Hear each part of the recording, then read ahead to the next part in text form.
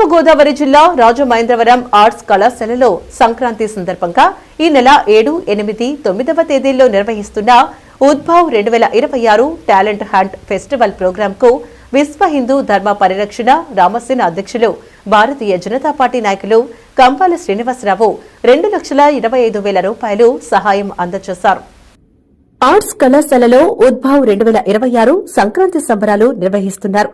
కళాశాలకు చెందిన స్టూడెంట్స్ అభినయశ్రీ, సాయిశ్రీ, షర్మిల సుహాసిని, వడ్డీ నాగ చైతన్యలు కంబాల శ్రీనివాసరావు వద్దకు వచ్చి కళాశాలలో ఫెస్టివల్ ప్రోగ్రామ్స్ నిర్వహిస్తున్నామని సుమారు 10 లక్షల రూపాయల వరకు ఖర్చవుతుందన్నారు.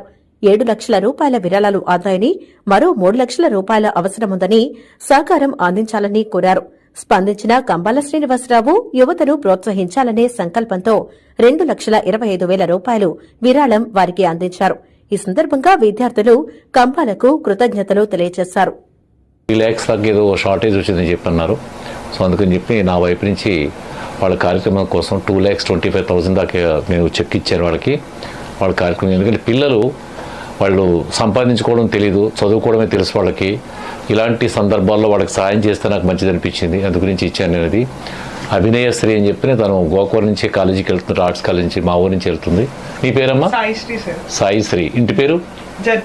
జత్తా సాయిశ్రీ. మీరమ్మా? షర్మిల సుహాసిని.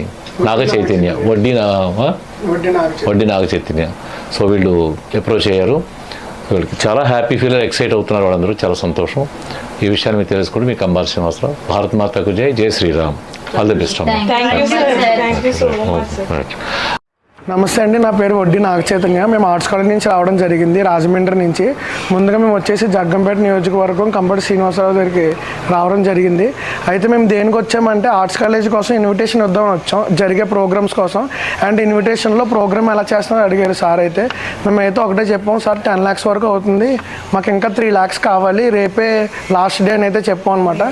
మళ్ళీ అసలు జగ్గంపేట నియోజకవర్గం కాకపోయినా రాజమండ్రి నుంచి వచ్చినందుకు మాకు 2,25,000 ఇచ్చారు. మా టీం అందరికి కూడా చాలా హ్యాపీగా ఉంది.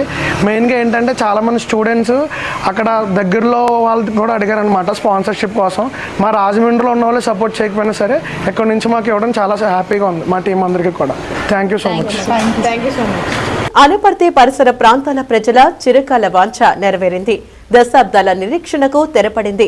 అనపర్తి ఎమ్మెల్యే నల్లమిల్లి రామకృష్ణారెడ్డి 2వసారి ఎమ్మెల్యేగా గెలుపొందడంతో ఎన్నికల ముందు ఇచ్చిన హామీని నిలబెట్టుకుని ప్రజలకు నూతన సంవత్సర సంక్రాంతి కానుకను